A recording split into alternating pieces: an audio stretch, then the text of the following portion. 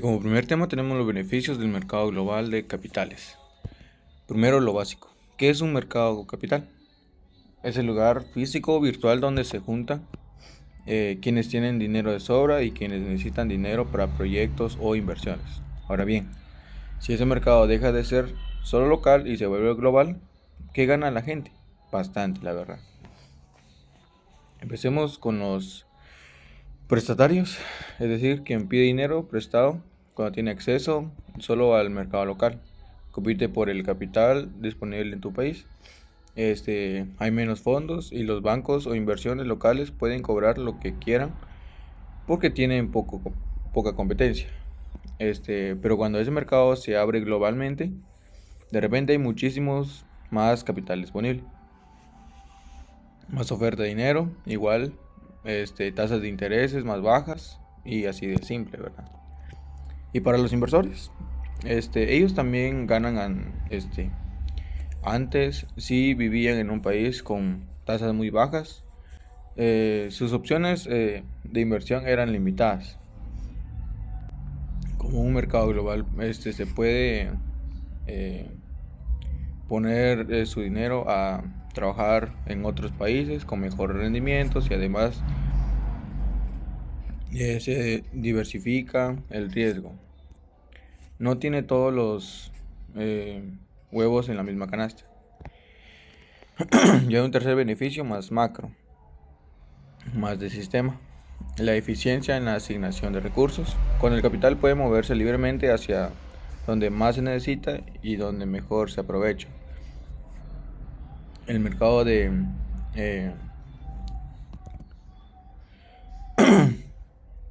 el sistema financiero global funciona mejor, proyectos productivos que antes no conseguían financiamiento ahora pueden ejecutarse.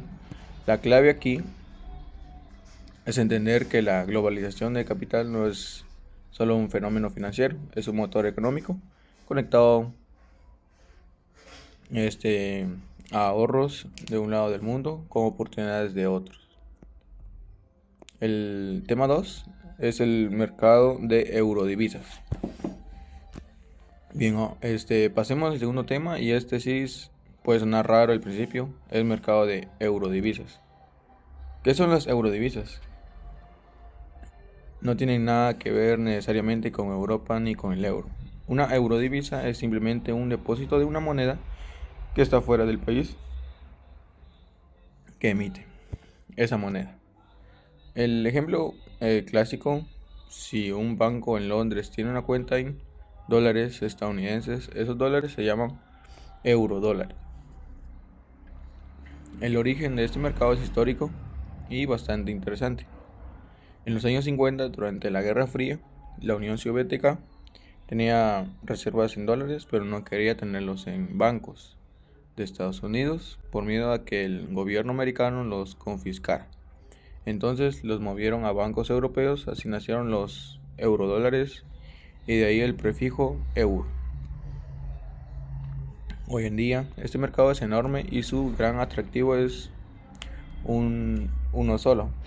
Está fuera de la regulación directa de los gobiernos. Piénselo así. Cuando un banco en Estados Unidos recibe un depósito, está sujeto al encaje legal. Tiene que reservar un porcentaje sin poder prestarlo. También paga seguro de depósito, cumple con múltiples regulaciones. Todo eso tiene un costo que se traslada al cliente en forma de tasas más bajas para ahorros y más altas para pedir prestado. En el mercado de eurodivisas no hay ese nivel de regulación. Entonces los bancos pueden ofrecer mejores tasas de depósitos y préstamos más baratos. Tanto prestatarios como ahorradores se benefician. ¿Cuál es el riesgo? Menor protección. No hay seguro de depósito, hay menos respaldo. Gubernamental. Si algo sale mal, está expuesto. Un dato importante sería que las tasas del mercado de eurodivisas están muy vinculadas a las tasas de referencias en el LIBOR, aunque hoy se está migrando a la tasa SOFR o la SOFR, que son tasas intercambiarias de referencia a nivel mundial. Tenemos el tema 3, que sería el mercado de bonos global. Y aquí necesitamos distinguir entre dos grandes categorías: los eurobonos y los bonos extranjeros. Primero, ¿qué es un bono? Básicamente es un título de deuda. Una empresa o gobierno que dice: necesito dinero, te lo devuelvo en X años con intereses. Quien compra el bono presta el dinero. Bien, en esa base vamos a los tipos globales. Tenemos también los bonos extranjeros, que son bonos emitidos para una empresa extranjera en el mercado local de otro país, pero denominados de la misma moneda de ese país.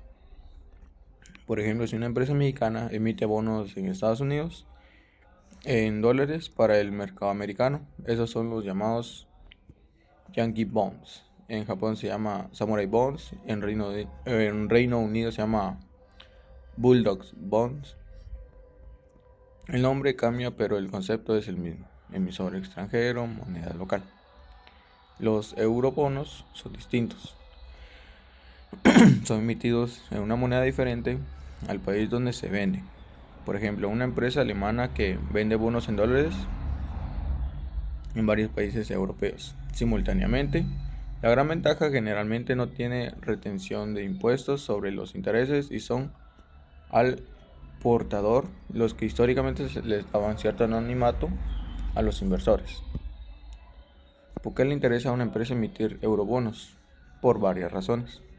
Puede acceder a una base de inversores mucho más amplia, puede conseguir mejores tasas porque hay más demanda, diversifica sus fuentes de financiamiento y en muchos casos la ausencia de impuestos hace que el rendimiento neto para el inversor sea más atractivo, lo que permite al emisor pagar una tasa un poco más baja. El mercado de eurobonos es gigantesco. Es uno de los mercados que renta fija más grande del mundo y su crecimiento ha sido sostenido desde la década de los 60. También tenemos el tema 4, que sería el mercado bursátil global. Ahora hablemos de acciones. El mercado bursátil también se ha globalizado, aunque de manera diferente al de bonos o al de eurodivisas. La tendencia más importante aquí es el cross listing o cotización cruzada. ¿Qué significa? Pues que una empresa decide listar sus acciones en más de una bolsa de valores, en más de un país. Por ejemplo, una empresa brasileña que cotiza tanto en la bolsa de Sao Paulo con la bolsa de Nueva York. ¿Para qué hacer esto? Tiene 3 razones importantes.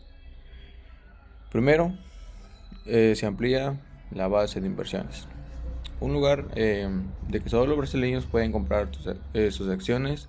Finalmente, ahora cualquier fondo de inversión estadounidense también puede. Más demanda de sus acciones puede significar un precio más alto. Segundo, aumenta la liquidez. Más gente comprando y vendiendo sus acciones es más mercado, significa que es más fácil entrar y salir de la inversión, lo cual la hace más atractiva. Y tercero, esto es interesante porque es una señal de calidad. Cuando una empresa decide listar en un mercado extranjero, los altos estándares como Nueva York o Londres está aceptando cumplir con regulaciones más estrictas. Los inversores lo interpretan como una señal de que la empresa es seria y transparente. Eso genera confianza y puede reducir el costo de capital. Ahora, ¿qué obstáculos han frenado la globalización bursátil? Los más importantes han sido las diferencias en normas contables. GAAP en Estados Unidos versus el IFRS en muchos otros países.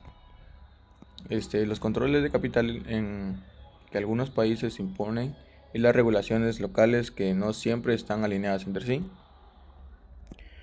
Un instrumento clave para facilitar el cross-listing son los ADR, American Depository Receipts. Son certificados emitidos por bancos estadounidenses que representan acciones de empresas extranjeras y permiten inversiones americanos comprar acciones de, digamos, Samsung o Toyota, donde tener que operar en bolsas coreanas o japonesas, que es muy práctico. También tenemos el tema 5, riesgo cambiario y costo de capital. Y llegamos al quinto tema, que es probablemente el más complejo, pero también el más práctico. El riesgo cambiario es y cómo afecta el costo de capital. El riesgo cambiario aparece cuando una empresa hace negocios en más de una moneda y en un mundo globalizado. Esto es casi inevitable para cualquier empresa que opere internacionalmente. Hay tres tipos que debemos distinguir, que sería el riesgo de transacción, es el más inmediato. Si hoy se firma un contrato para cobrar en dólares dentro de 90 días, pero el tipo de cambio puede moverse en ese periodo. No se sabe exactamente cuántos pesos o euros o lo que sea se va a recibir. Ese es el riesgo de transacción. Riesgo de traslación afecta a una empresa multinacional cuando consolidan sus estados financieros.